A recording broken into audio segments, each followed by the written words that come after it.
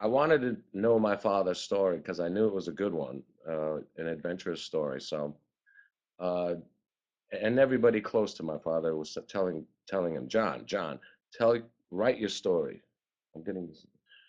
Write your story because it's a story worth telling. And I knew that if we waited too long, it'd be too late. And so he had trouble starting uh, to write the book. So after years of he did research before starting, and he wouldn't start. So I just said, Dad, tell me the story, and I'll start writing it down for you. And the golden era of photojournalism, it basically peaked in the '60s, and that's when my father became a top gun international photojournalist.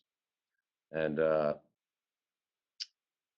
so he was there at just at the right time, where the photojournalistic magazines like Saturday Evening Post and Life magazine, they had a lot of power to affect the world, opinion in the world, even Congress in the U.S.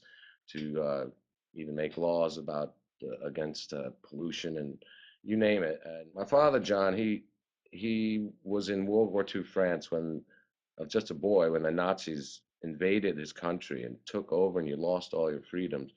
And so he fell in love with America because when America joined the Allied effort to liberate France, he just fell in love with the Americans, the GIs, and the whole idea of America, freedom of speech, freedom of the press, freedom to assemble. All these things he lost when the Nazi fascists invaded and occupied his country, along with many other countries.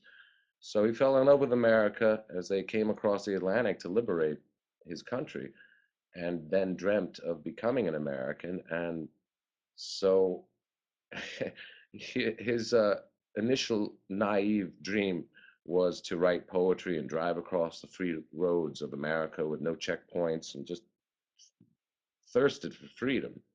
And he met a correspondent from Life magazine, Joe Pazin, who, upon hearing that, said, John, it's not really realistic to be wanting to write poetry and drive across the country. Why don't you look at these Life magazines and consider photojournalism as your as a possible career? And so he started working for Joe, and that's how it all began.